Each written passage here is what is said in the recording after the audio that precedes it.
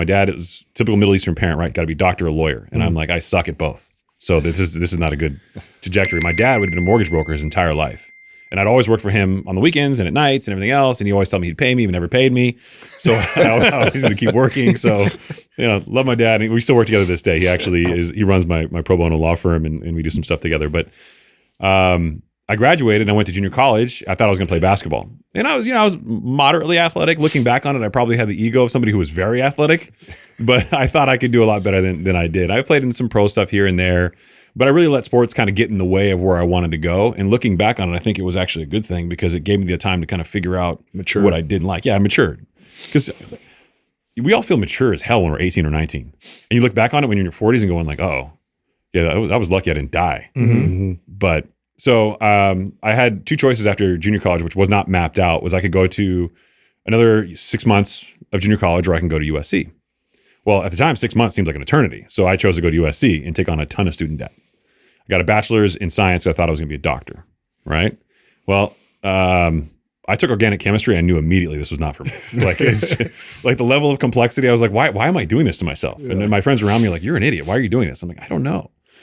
I came home and told my dad, like, I'm not going to be a doctor. I'm going to go figure something out. Maybe I'll work in finance. And the whole time I'm working full time at this point in finance and mortgage banking.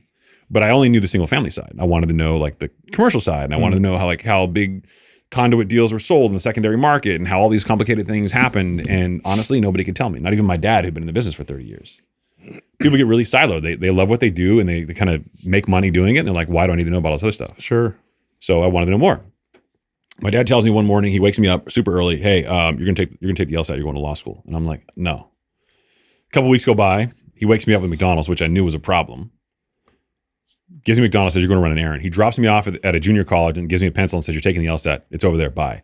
Closes the door, drives off. Wow. There's no cell phone, no nothing at this time. I walk in and take the LSAT and I know nothing about it. And now I know there's several sections. They're all timed. I'm on the first question, the first section. They're telling me there's like 10 minutes left. They write it on the board and I freak out and I take it. I got my results back and they were very good. Really? But I didn't know what my results like were good. I didn't know the scoring spectrum and none of that. I hadn't really thought about it ever. I was admitted to law school within the week.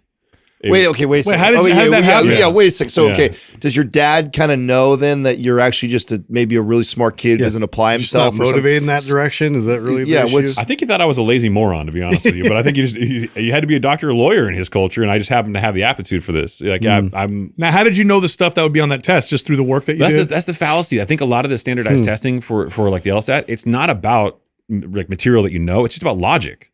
So if you can use logic and reason to get through things, that's pretty much the test. Now, a lot of people study for it because they're trying to improve their score incrementally to get a tiny bit better to get into a better school. My dad was actually on the board of a really small, not high-end school called Trinity Law School, which is where I went to law school.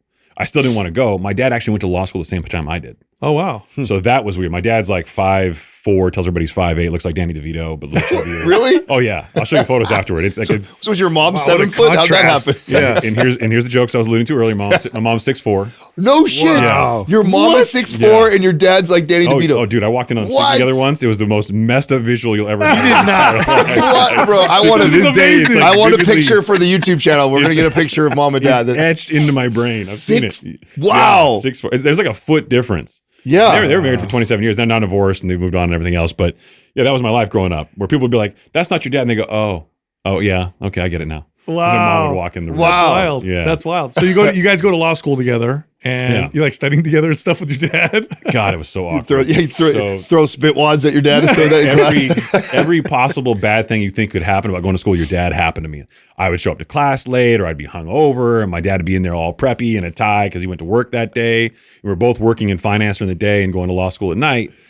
And he's like, yeah, my son's an idiot. And let me do that. Let me answer that for you. Like in the middle of class. No, he did not. No way. And you're like, did he really do that? Yeah. And then everywhere you walk into school, they're like, oh, there's those two, like the cute father and son. And my dad's like, yeah, my son, the moron who doesn't belong here. And, like it's the whole thing. Right? You would answer questions for you. That's like a sitcom waiting to happen right there. It's funny until it's in your actual life. That is a sitcom waiting to happen. Right? Imagine you're getting your dad getting a better grade than you going, I work full time, I pay all the bills, and this is the things I get. And you're just like, I was drunk. I don't know. Oh my God. That's great. Wow. So you did that, and then what? You graduate and take the bar, So I took the bar the first time. I failed. I failed by like 7 points. And if you don't know, when you take the bar, someone actually physiologically sits down when you get that close to passing, and they go, "Okay, is this person an attorney or not?" So someone makes a decision discretionary if you should be an attorney or not, and someone decided that I wasn't there. Looking back on it, I was really pissed off, but they were probably right. Well, explain how that works. So if you're that close, they can decide to let you pass or not? So back then it was a 3-day exam. I think now it's 2 days, but back then it was a 3-day exam. And you sit down, you do the whole blue book thing, and there'd be a lot of like written material. So it took a lot of time to go through it. And because some of it is subjective based on somebody reviewing your written essay as opposed to like the multiple choice questions. Oh, okay. That's why. Okay. Somebody would go, okay, in the cumulative numbers here, this person is, within like 10 points of passing. Should this person be an attorney, yes or no?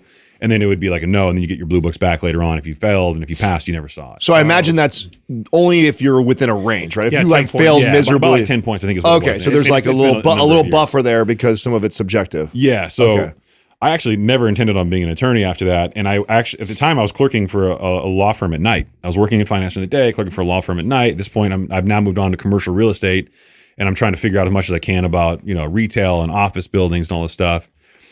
And the attorney that I'm working for says, "Hey, you're doing such a great job clerking for us. We're going to hire you as an attorney when you pass the bar. We know you're going to pass the bar." Well, oops, he was wrong there.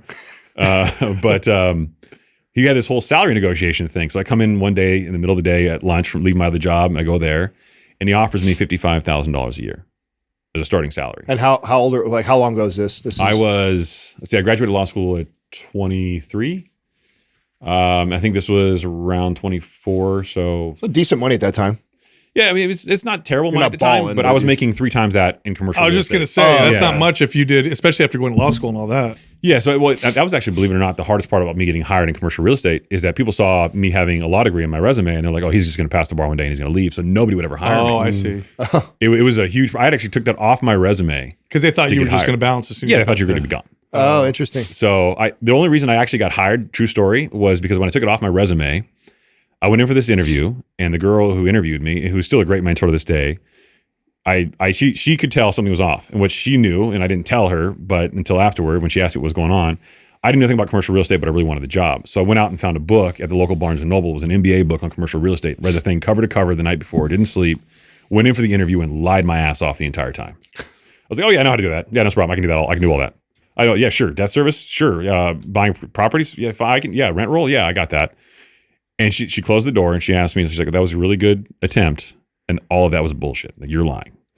And I go, yeah. Oh, you gave it up. Her daughter had gotten a law degree and had to move to Australia to get a job because she had the exact same pressures that I had. And that was the only reason that she hired me. Oh, so she empathized with you. She empathized with me. Oh. Because of her daughter. But I mean, how small and weird of a world that would have worked out. Right. But at the time I was making 3 times as much there than I was an attorney. And at that point I decided, you know what, I'm just never going to do this again. Wow. Yeah. So I just went full into commercial real estate, and that was my focus for years.